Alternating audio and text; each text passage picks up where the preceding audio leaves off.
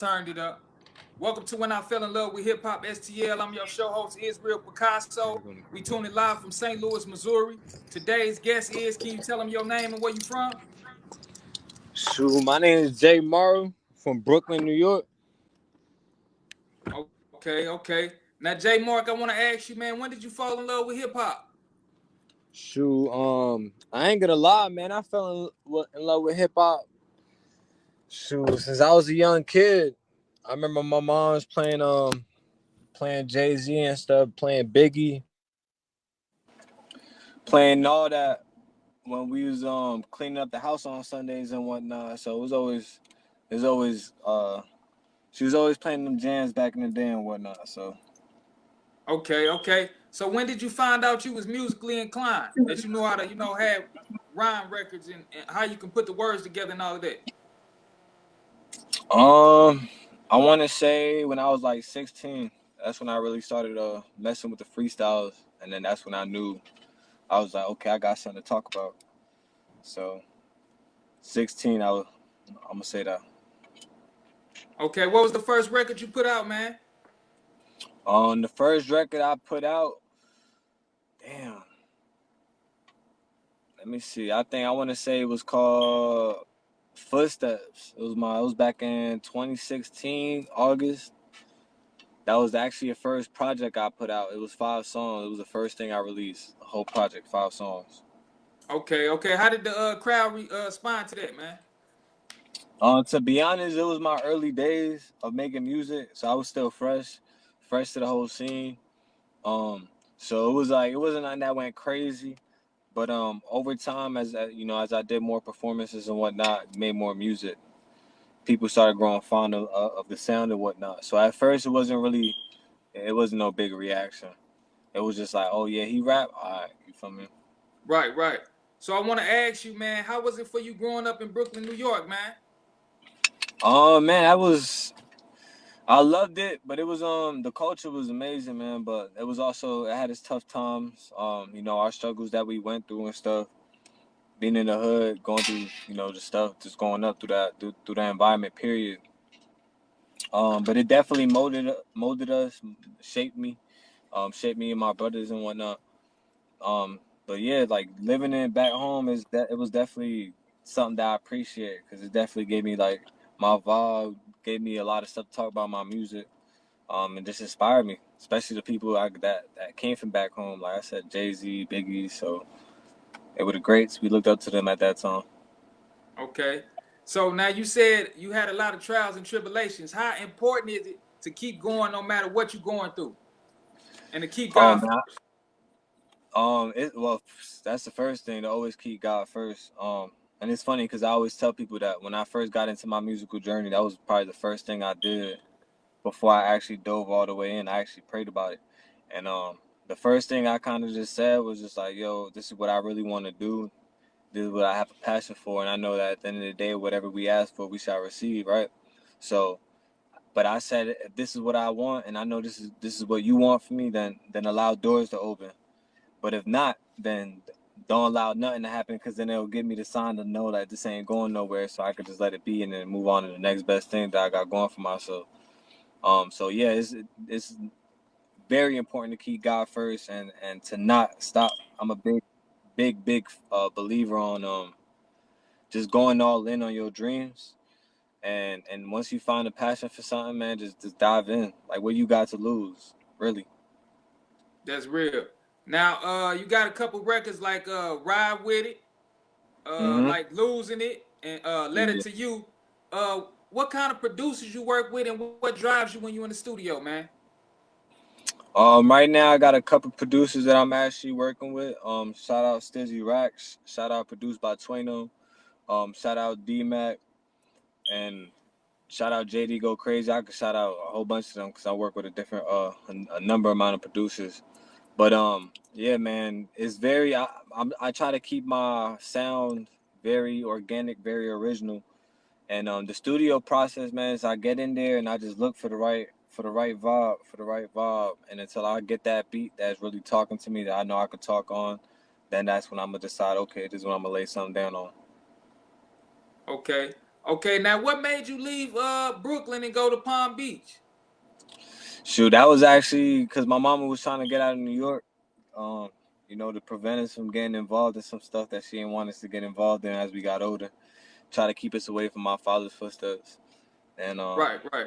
so she moved us down here, and yeah, we've been out here ever since.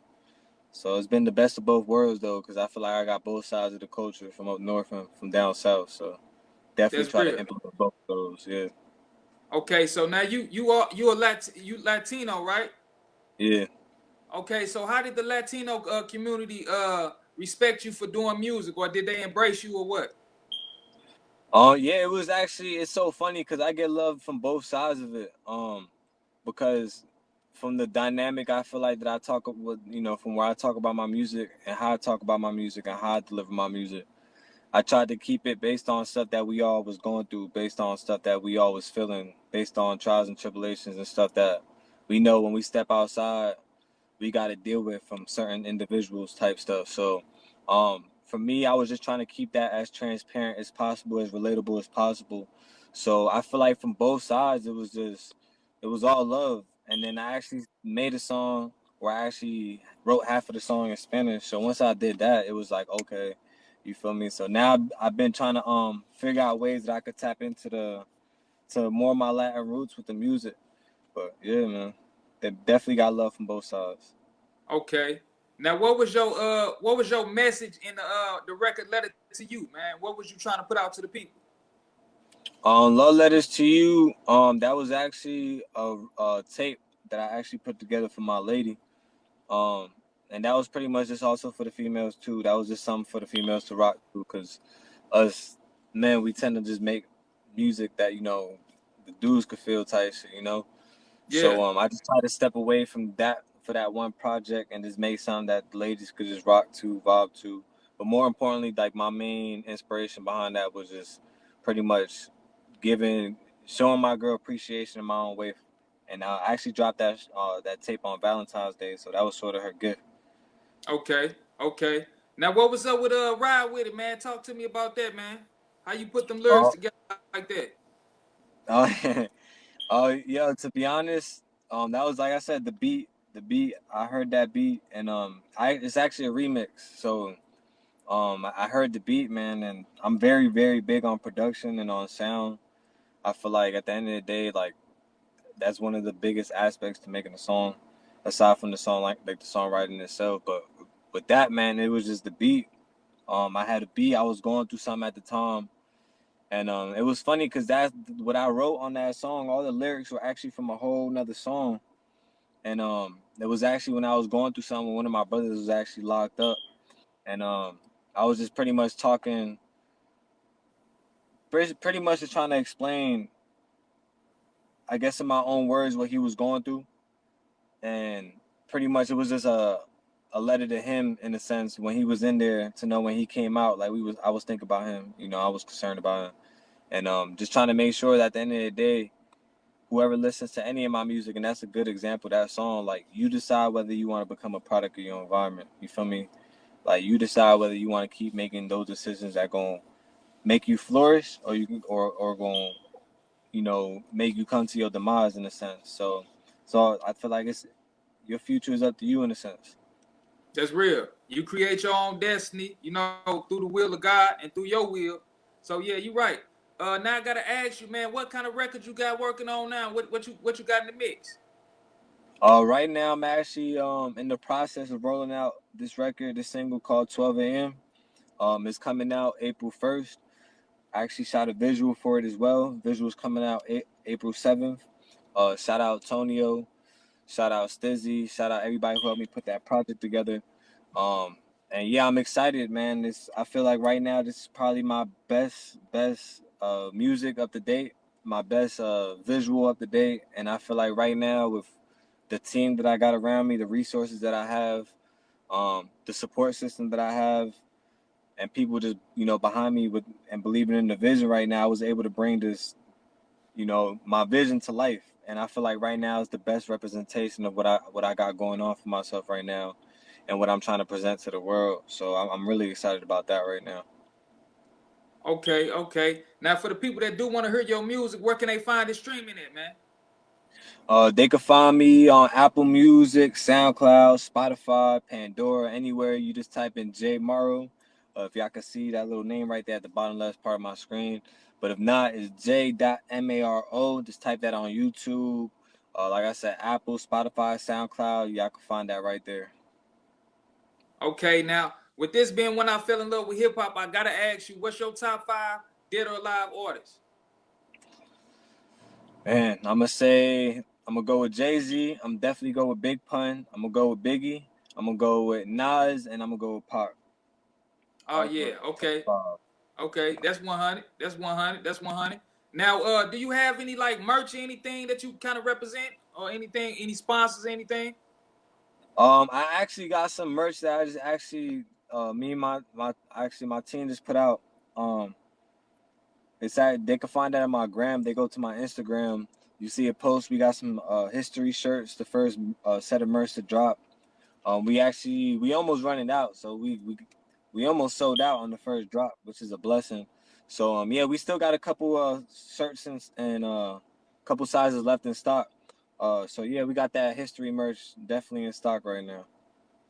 Okay, and all they got to do is hit your Instagram if they want to get something Yeah. from you. Yes, sir. Hit my Instagram. There's actually I think I got the videos on there, but if not, I'll put them back on. But yeah, hit my Instagram. Just DM me, let y'all know what they looking like, what they going for, and I'll definitely send them out. Okay, now what you think about the violence that's going on in New York right now, man? Like, you think it'd ever stop, man? What can we do to like make it die down some, man? I think, man, I ain't gonna lie. I think there's several aspects or answers, but yeah, several different aspects and answers to that question. But I think as far as what we could do, and obviously, because I feel like whatever we can do, we should definitely try to do. But it's starting with the culture, you feel me, and starting with the music and starting with everything that we have. I guess power to control in a sense, power to change the narrative. You feel me? So, will the violence ever stop? I feel like at the end of the day, no, violence, evil will always exist. But if we could do something to kind of die that down or keep it to a minimum, and keep more positivity alive, um, then that obviously that's the idea. But yeah, just through the music, through I guess people being selfless enough to do like community service, go try to do things to bring the community together, the culture together, and to be honest, man, I guess the main thing would be just that beef, that hatred, that to eliminate that out of our heart. That's really what it is, really where it Yeah, all stems from. I believe, like, yeah, we got to show more love, man. It ain't yeah, no for love sure, being shown, man. for sure. Now, what advice do you got to the youth, man, that might want to follow in your footsteps? Um, like I said before, you the one who decides, nobody else. You the one who decides whether you become a product of your environment, whether that's you came from a bad environment, from poverty, or whether you came from a good environment. At the end of the day, you the one who make your choices. You the one who decide what you want to be, and you the one who decide how far you gonna get. And at the end of the day, it's all like when my uncle told me, it's all gonna be based on how hard and how hard you gonna work and how bad you want it. You know. So I say at the end of the day, if you for any of the youth, anybody who's coming up, anybody who's my age, or anybody who just will look up to me, period. If you find something that you passionate about, it's never too late. Just dive in, like God work in mysterious ways. So just find what you passionate about and just trust God and just go all in. Because if it's for you, the door's gonna open. That's real. That's real. Now, with you being in this music industry, what kind of celebrities or anything that you came across? Um, Man, I haven't really came up across a lot. I want to say I came across a few famous DJs, um, but not too many to be honest. That's one thing that I ain't been lucky enough to experience yet. Yeah, but you already experienced it. You're gonna be famous yourself, man. You know, Facts, you facts, control your destiny, like you said. You hear me? You got to speak it for into sure, existence. Your mouth like a two-edged sword. You can speak life or you can speak death. And we're gonna speak life on this platform right here, man. You feel me? for sure. For sure. Nah, So that's love. And that's a great message right there, to be honest. For sure. yeah, yeah. So with that being said, you got any shout outs you want to do or anything before we get out of here? Yeah, let me shout out. First of all, shout out you for having me on this platform. Shout out, man, to the man upstairs for allowing us to connect. Shout out to my team, Stizzy Rax, my partner in crime right there. Shout out to my boy Ant. Shout out to my uncle Prison Prosper. And everybody who just helped me put this vision together. It's literally a handful of people. I keep on going, but they know who I'm talking about, man. And so shout out to all my folks again. Shout out to anybody who watched this, and it's appreciate the pleasure to be on this, man. For sure, for sure. Now you got any shows, anything coming up? Right now I don't. Right now I don't. I've been so focused on the rollouts for these new singles that I'm gonna just be locked in the stew for the next couple months. But as soon as I get any if I get any shows that pop up, I'll definitely post them on the gram, and yeah, definitely let y'all know if anybody can make it out to them. Shoot, is cool. If not, I'll go live so y'all can still be there in spirit anyways. So definitely let y'all know. I'll keep y'all posted. All right, for sure. Hey, let them know what platform you on, man. When I feel in love with hip hop. Yeah, this is Jay Maro, and y'all tapping in when I fell in love with hip hop. You already know the vibes. All right, I'm Israel Picasso. We tuning live from St. Louis, Missouri. We out of here. Love, my boy. Peace. Peace.